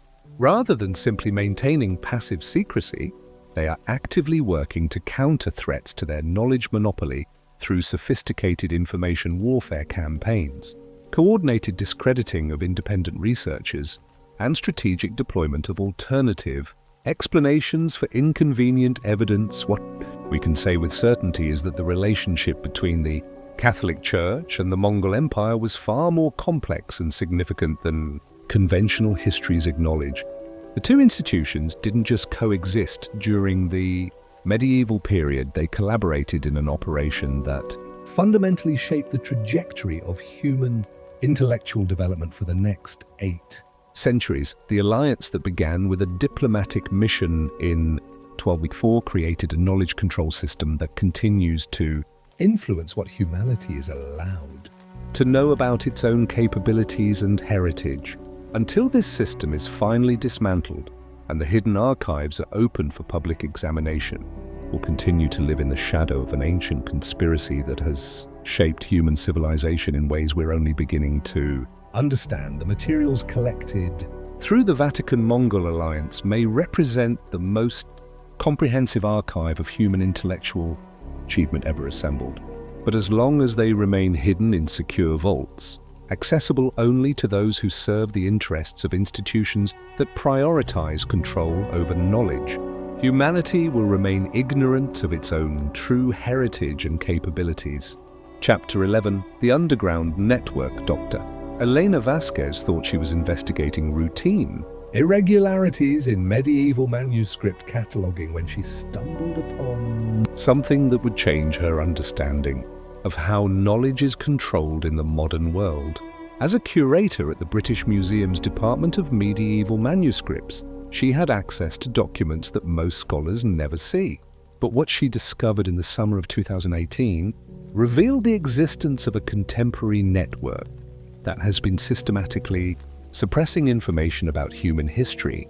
For nearly 8 centuries, it began with a simple discrepancy. While digitizing medieval manuscripts for a public database, Vasquez noticed that certain documents referenced in historical catalogues were consistently marked as temporarily unavailable for digitization or under conservation review. The pattern seemed random at first: manuscripts from different periods, various languages, unrelated subject matter.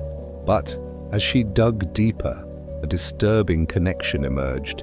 Every restricted document contained references to Mongol intellectual achievements, ancient knowledge preservation, or technological capabilities that didn't fit conventional historical narratives.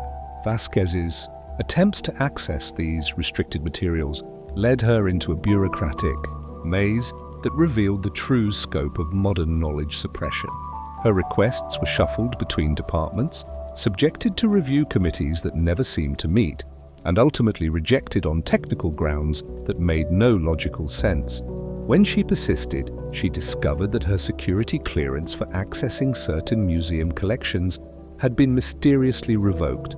But Vasquez wasn't easily deterred.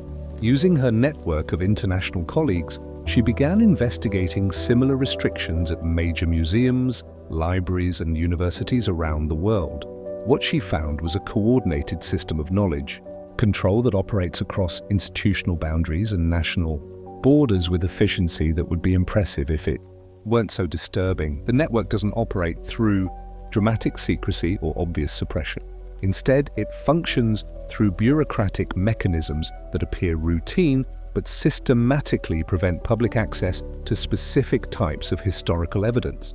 Research grants for investigating certain topics are consistently rejected by funding agencies that claim budget constraints or lack of scholarly merit. Academic positions that might involve research into forbidden subjects are eliminated due to departmental restructuring. Publications that present inconvenient evidence face editorial review. Processes that delay publication indefinitely or demand revisions that eliminate the most significant findings. Vasquez's investigation revealed that this modern suppression network operates through a complex web of interconnected institutions, many of which trace their origins back to medieval religious and political organizations. The Vatican continues to play a central role, but they've been joined by academic institutions, government agencies, private foundations, and even commercial organizations that all seem to share an understanding about what types of historical research should be discouraged. The mechanisms of control have evolved far beyond simple censorship.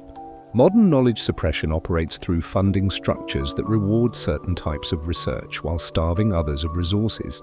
University departments that might investigate forbidden topics find their budgets consistently reduced until they can no longer support serious research. Scholarly journals that might publish inconvenient findings face subscription cancellations and advertising boycotts that threaten their financial viability.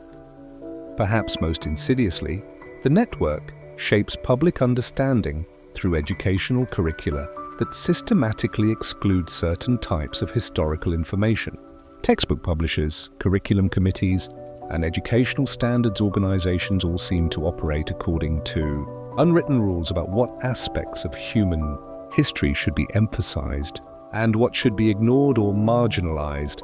The coordination required for this level of systematic suppression suggests an organizational structure that extends far beyond any single institution or country.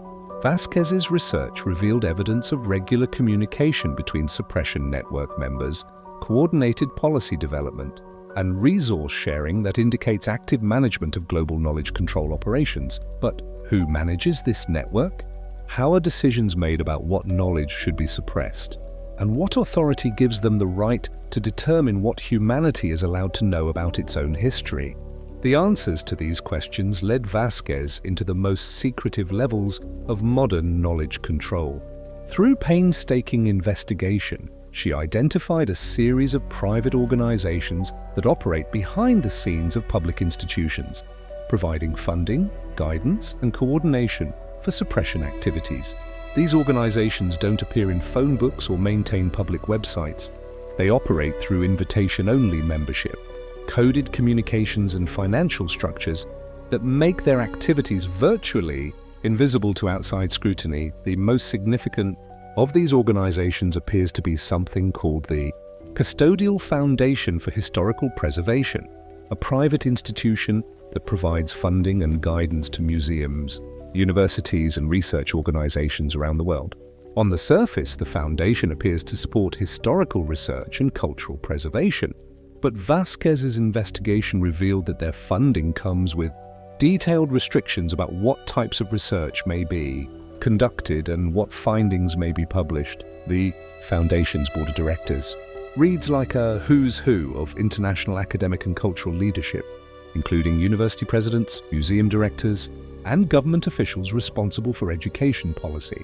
But the Foundation's actual control structure appears to operate through layers of secrecy that prevent even board members from understanding the full scope of their organization's activities. More disturbing still is evidence that the custodial foundation is itself just one component of a larger network that includes similar organizations operating in different geographical regions and specialized fields. Together, these organizations appear to constitute a shadow system of knowledge control that operates parallel to public institutions while maintaining ultimate authority over what information reaches the public. Vasquez discovered that the network includes organizations with innocuous names like the Institute for Cultural Heritage Studies, the International Council for Historical Accuracy, and the Foundation for Educational Excellence. Each organization appears to focus on different aspects of knowledge control: archaeological research, academic publishing, educational curricula, museum exhibitions, but they all share common funding sources, overlapping leadership, and coordinated agendas that suggest unified management. The financial resources available to this network are staggering.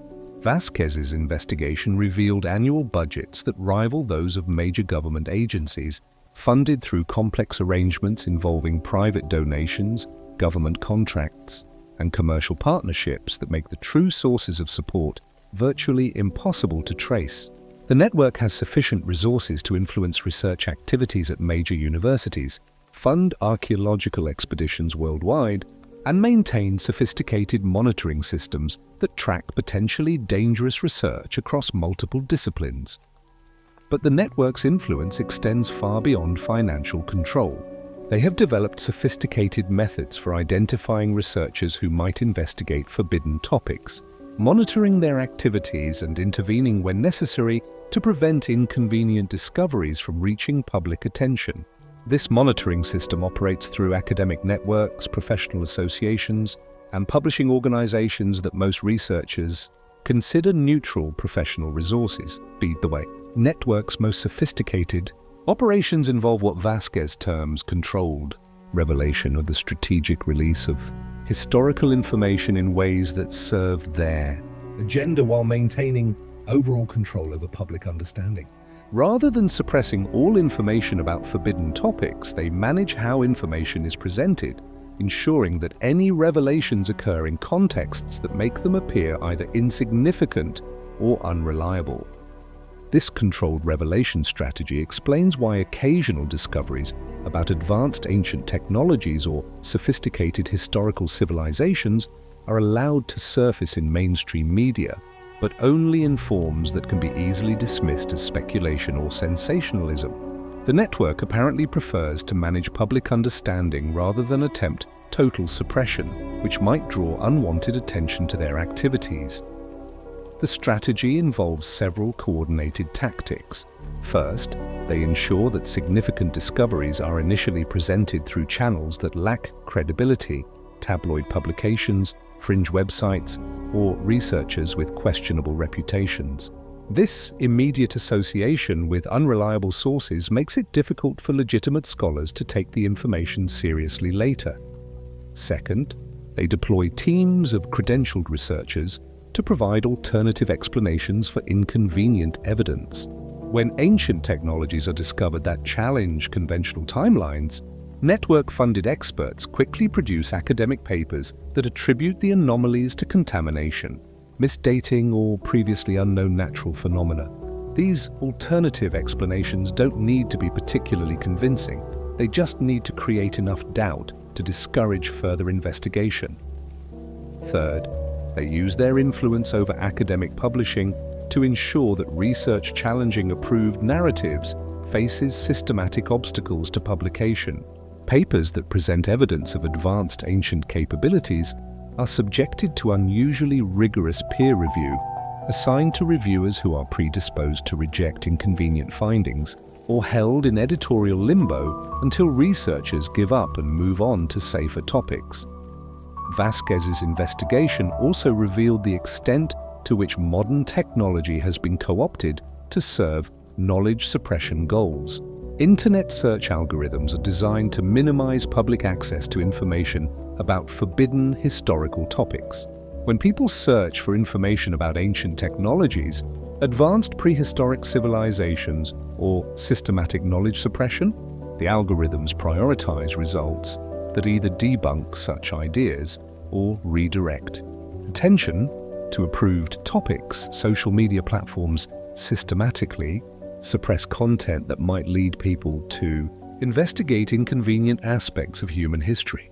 Posts, videos, and articles that challenge conventional historical narratives are shadow banned, demonetized, or removed entirely under policies that claim to combat misinformation but actually serve to protect approved interpretations of the past. Even digital library systems incorporate filtering mechanisms that make certain types of information effectively invisible to casual researchers. Academic databases are programmed to exclude materials that contain keywords associated with forbidden topics, ensuring that scholars conducting routine research are unlikely to encounter evidence that might lead them down dangerous paths of investigation. But perhaps the most shocking aspect of Vasquez's discoveries involves the network's influence over archaeological research. Major archaeological expeditions that might uncover evidence challenging conventional historical narratives face systematic obstruction through permit denial, funding restrictions, and regulatory barriers that make significant discoveries impossible. The network has developed a sophisticated early warning system that monitors archaeological research worldwide, identifying potentially dangerous excavations before they can produce inconvenient results. When sites are identified that might yield evidence of advanced ancient technologies or sophisticated prehistoric civilizations, the network deploys various strategies to prevent investigation. In some cases, they arrange for sites to be reclassified as environmentally protected areas that prohibit excavation.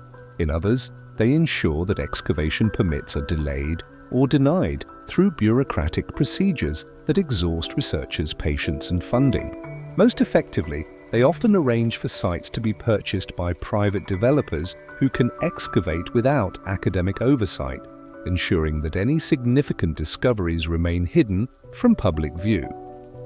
In cases where inconvenient archaeological evidence is discovered despite these barriers, the network has developed sophisticated protocols for managing the situation.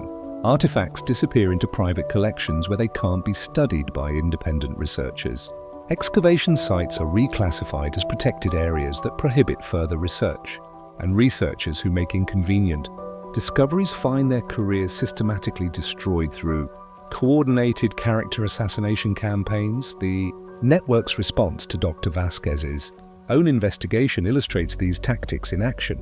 After she began publishing preliminary findings about systematic knowledge suppression, she found herself subjected to professional attacks that questioned her competence, her methodology, and even her mental stability. Colleagues who had previously supported her work suddenly became distant and uncooperative. Research funding that had been promised was withdrawn due to budgetary constraints, and academic conferences that had invited her to speak rescinded their invitations, citing scheduling conflicts. But the network's most insidious activities involve their coordination with government agencies that have access to classified archaeological and historical information. Through Freedom of Information Act requests and international colleagues, Vasquez discovered evidence that government intelligence agencies routinely share information about historically significant discoveries with network organizations, allowing them to coordinate suppression efforts before information reaches the public. This government cooperation suggests that knowledge suppression isn't just an academic or cultural phenomenon, it's considered a matter of national security by authorities, who apparently believe that certain types of historical information could threaten social stability or political authority if widely known. The scope of this government involvement became clear when Vasquez investigated the treatment of archaeological discoveries on military bases and government lands. Significant finds that might challenge conventional historical narratives are consistently classified as sensitive security information, removing them from normal academic study and public disclosure requirements. Even more troubling is evidence that government agencies actively participate in suppression operations through the deployment of disinformation campaigns, the strategic funding of research that supports approved narratives, and the coordination of international agreements that limit archaeological investigation in sensitive areas. The network's international reach became apparent when Vasquez discovered that similar suppression activities were occurring simultaneously across multiple countries and continents.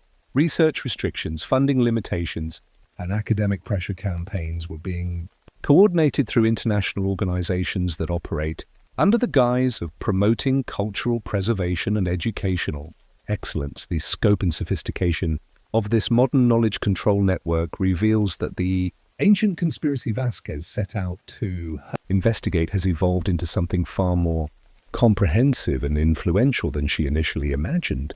The same institutional forces that helped suppress inconvenient information about the Mongol Empire 8 centuries ago have developed into a global system of information management that touches virtually every aspect of how humanity understands its own history.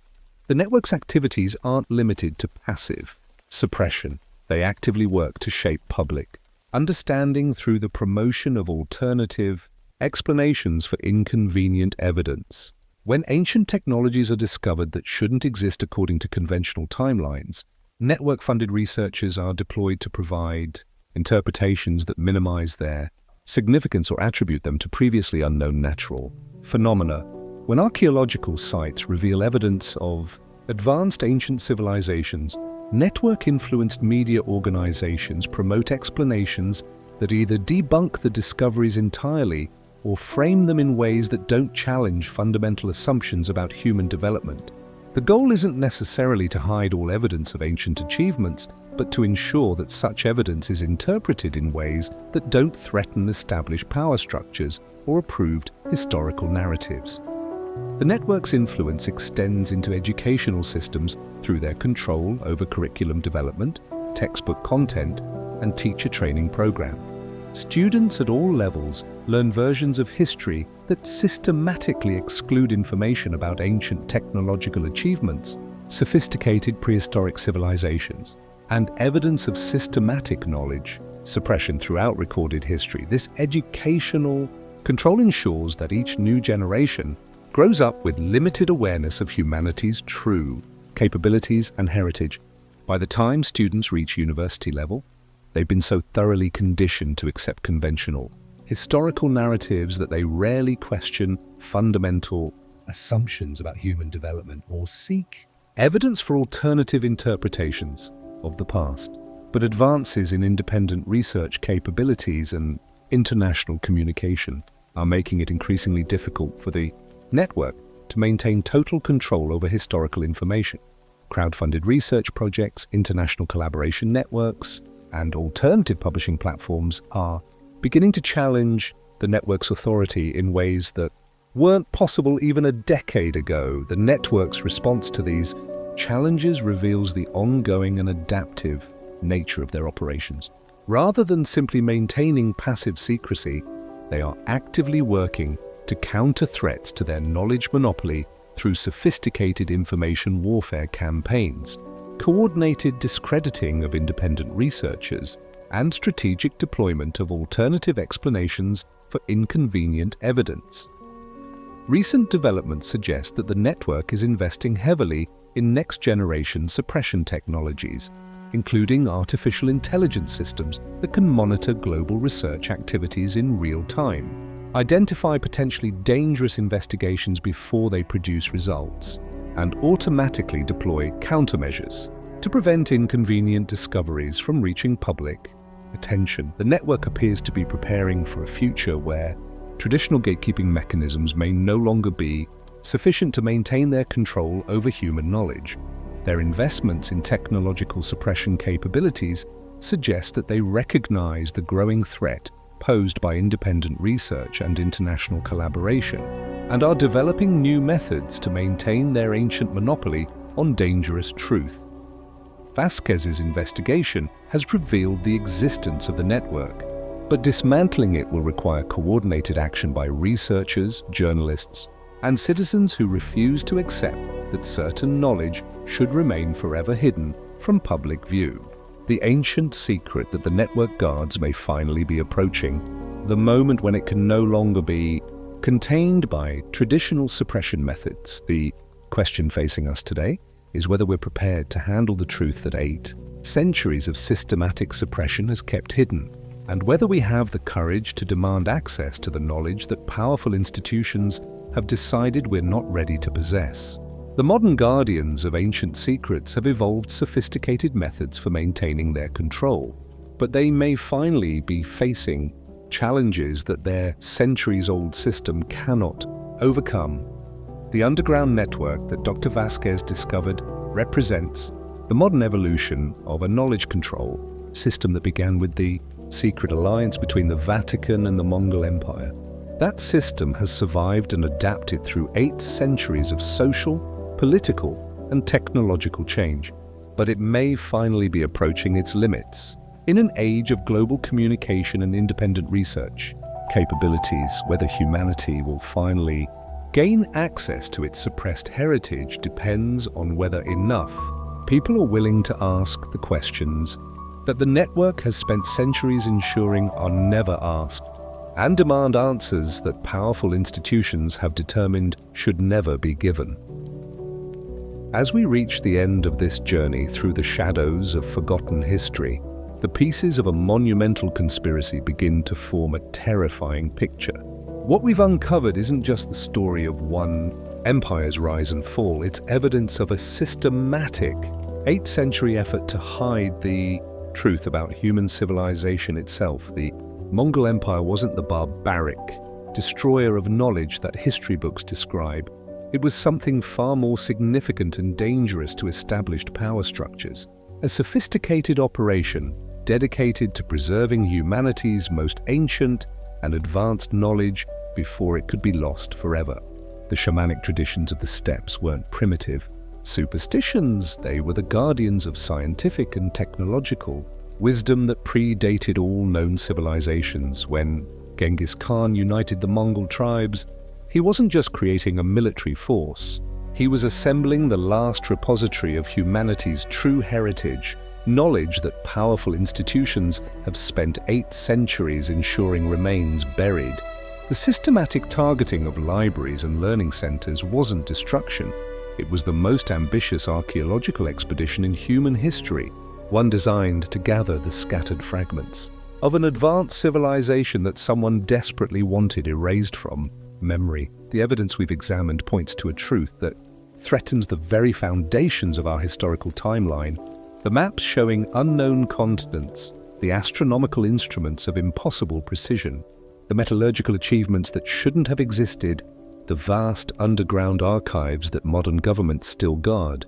All of this suggests that human technological and intellectual development hasn't been the steady upward progression we've been taught. Instead, we may be living in the aftermath of a great forgetting, a deliberate suppression of knowledge that began long before the Mongols and continues to this day.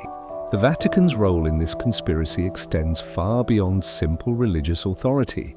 They became the inheritors and guardians of knowledge so dangerous that it had to be hidden from humanity for its own protection, or for the protection of those in power. But perhaps the most disturbing revelation is that this conspiracy didn't end with the fall of the Mongol Empire. Modern governments, academic institutions, and international organizations continue to suppress archaeological evidence, restrict access to key sites, and marginalize researchers who ask inconvenient questions. The same network that helped bury the Mongol secret 8 centuries ago has evolved into a global system of knowledge control that operates in the shadows of our supposedly enlightened modern world. The underground chambers scattered across Asia, the restricted archaeological sites, the artifacts that disappear from research facilities, all of this points to an active, ongoing effort to keep humanity ignorant of its own true history. Someone is still working very hard to ensure that we never discover what the Mongols actually found in those ancient archives. The question that haunts every piece of evidence we've uncovered is simple. What knowledge could be so dangerous that it requires active suppression nearly a millennium after its discovery? What truth about human civilization, about our origins, about our capabilities, is so threatening that it must remain buried at all costs? The answers may lie in those sealed vaults beneath the Vatican, in the restricted zones of the Mongolian steppes, in the archives that researchers are told are too fragile to examine. But as long as these guardians of forbidden knowledge maintain their silence, we're left to piece together the truth from fragments and whispers. What we can say with certainty is this: the official story of human development is incomplete at best, deliberately falsified at worst. The primitive barbarians we're taught to dismiss may have been the keepers of wisdom that our modern civilization has barely begun to rediscover. And the institutions we trust to preserve and share knowledge may actually be serving as its jailers. The Mongol Empire's greatest secret wasn't buried with the last Khan. It's still out there, still hidden, still guarded by those who believe humanity isn't ready for the truth about its own past. But as technology advances and new discoveries emerge from melting permafrost and shifting sands, the pressure to reveal these ancient secrets grows stronger. The question is no longer whether the truth will emerge, it's whether it will emerge in time for us to understand what we've lost and what we might still be able to reclaim from the shadows of our forgotten heritage. Tonight, as you drift off to sleep, remember this: Somewhere in the darkness, ancient knowledge waits to be rediscovered. Somewhere in hidden vaults and sealed chambers, the true story of human civilization lies buried beneath 8 centuries of carefully constructed lies. And somewhere, those who guard these secrets are working to ensure that tomorrow, just like today, you'll wake up believing the world is exactly what they want you to think it is. But now, you know better. Now you know to ask the questions they don't want asked. Now you know that the greatest conspiracy in human history isn't ancient history. It's happening right now, every day, in every classroom where convenient lies are taught as established fact. The Mongol Empire's secret was too dangerous for the medieval world to handle. 8 centuries later, those who inherited that secret apparently believe it's still too dangerous for us. Perhaps it's time to prove them wrong.